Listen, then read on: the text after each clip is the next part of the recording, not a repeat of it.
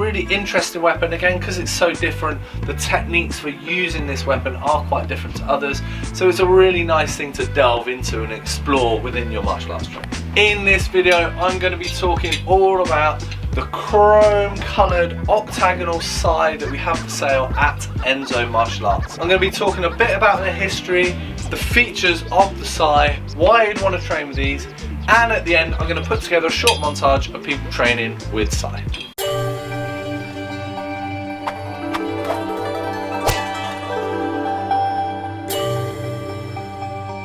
Hi, my name's Doug Swift. I've been doing martial arts for the past 33 years and the owner of Enso Martial Arts for the past 16 years. If you're liking this video, click the little icon in the bottom right hand corner, subscribe to this channel and get all the latest videos and updates from Enso Martial Arts. So let's get into this video and learn all about the Octagonal Sai we have for sale at Enso Martial Arts. Delving into the history just a little bit, it's not quite what I thought the history of Sai to be. Now, I always thought that they were a rice farming tool, a lot like a lot of the Japanese weapons. I thought they were a rice farming tool, but there doesn't seem to be any history like related to that after a quick 5-minute search. I thought that these were like a dibber where you make a hole in the ground and you have your rice plant stuck in the prongs, and then you just push a rice plant into the ground and dib and plant and dib and plant, dib and plant. And then when you run out of plants, obviously you fill up your prongs again and then carry on. So a really quick, efficient, easy way to plant rice. However, there doesn't seem to be any historical accounts of that at all. All the accounts of Sai specifically seem to be martial. So I don't know if it's evolved past the point and Sai as weapons have been around for so long, actually it's not necessarily stating the origins, but you know, what do I know? I've got to trust Wikipedia and other like credible sources, so it seems to be that they've been a weapon for a long time. Now, it could be that they came over from India, you know, they've come through China, you see them in Japan, like, and they're now really known as a Japanese weapon. But they're spread all over Asia. So yeah, very prolific weapon, and it seems like it's been around for a long time.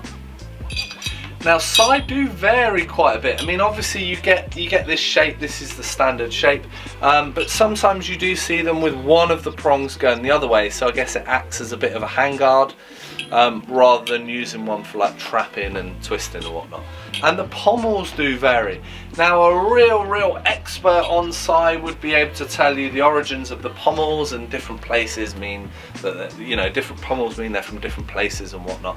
I don't know much about that, but I do know that the pommels vary a lot. Even across the ones that we sell in the shop, the pommels do vary. Apart from that, they tend to be pretty similar. They're quite unique as a looking weapon. There's not that many weapons that look like this. Obviously the Jitte that we sell are a kind of evolution, either before or after, I don't know the history, but they're very similar weapon. But apart from that, there's nothing else really like the Sai. So why would you want to train with these? What's the point of training with them? Well, it's quite a rare weapon, and you know, it's fun to train with these. Also, like modern kind of TV and films, they've popped up with the Ninja Turtles and whatever. People like go back to their childhood and they see these weapons, they're like, oh, I really want to train with that. So there's a lot of that, but yeah, really interesting weapon, again because it's so different. The techniques for using this weapon are quite different to others, so it's a really nice thing to delve into and explore within your martial arts training. Just having a look at some of the features of these Sai. Interesting to know exactly what you're buying when you're buying these from us. So obviously these are the Octagonal Sai. So they've got 8 sides all the way down like the main length of the Sai. And then you've got these 2 prongs which are rounded and tapered together. Now you get like a fake leather wrap on these with a little gold line like wrapped into it, and the pommel that I mentioned earlier, this is like a 4-sided pommel, almost like a cube with rounded edges. Now they are made out of metal, so they're quite heavy and quite a weight. With Sai, there's a bit of a sort of misunderstanding, and this is partly brought on by the films, probably all brought on by the films actually, that like sai would be sharp, and you see them in films where they're like little swords almost that people are stabbing and all the rest of it. Sai shouldn't be sharp, they're actually very dull, and they were used more like batons, so for like striking and hitting. And once you get one in your hands, you'll realise why, because as they taper, this end is like very thin, but because it's solid metal, it's a real weight to it. I don't know if you can hear it. I mean, it is hurting my hand a little bit, so I'm going to stop.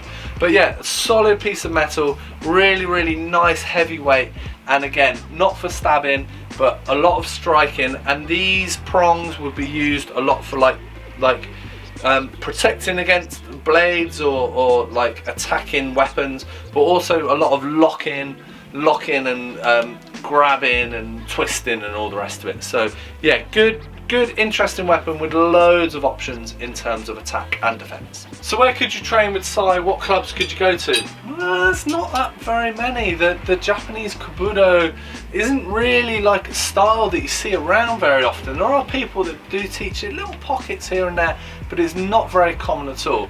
Now you might get some of the, say, karate styles that are teaching it as an add-on, like a little bolt on the end of the class, but it's not very common. Not many people in the kind of standard martial art styles really know how to use these. Again, it might pop up in ninjutsu, it might pop up in some Japanese jiu-jitsus, karate, but very uncommon. So do a Google search, that's probably the way to do it. You're probably going to have to travel out of your area if you want to go and train with these, and there might be people doing like weekend seminars where they're doing like Japanese weapons, and you can go and do a bit of side training. Apart from that, it's going to be a YouTube search and, you know, training with a buddy and just practicing stuff. It's probably one of the only ways to do it. But like I said, weekend seminars, or maybe that you get lucky and there's a club that's bolting it on. But in terms of finding a Japanese Kobudo class, good luck. Just having a look at the dimensions of the sai. I put all the dimensions that I can think of on the website so you know exactly the full length of it.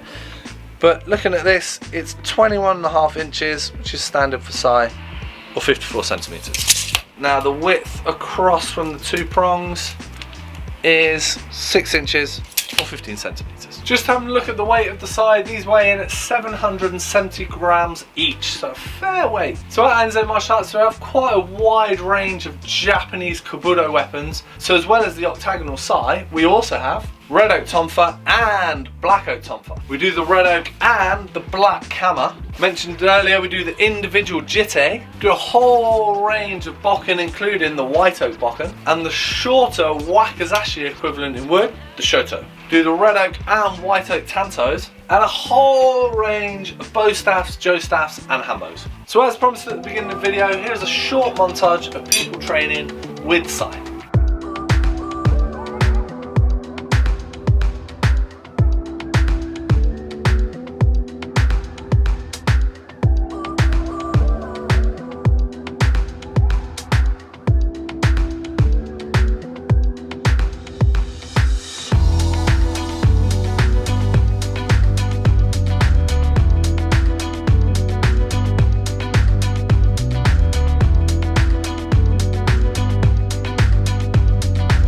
Thanks very much for watching. I hope you learned loads about the Octagonal Sai we have for sale at Enso Martial Arts. If you like this video, subscribe to the channel and get all the latest videos and updates from Enso Martial Arts. Thanks very much, and I'll see you soon. Cheers!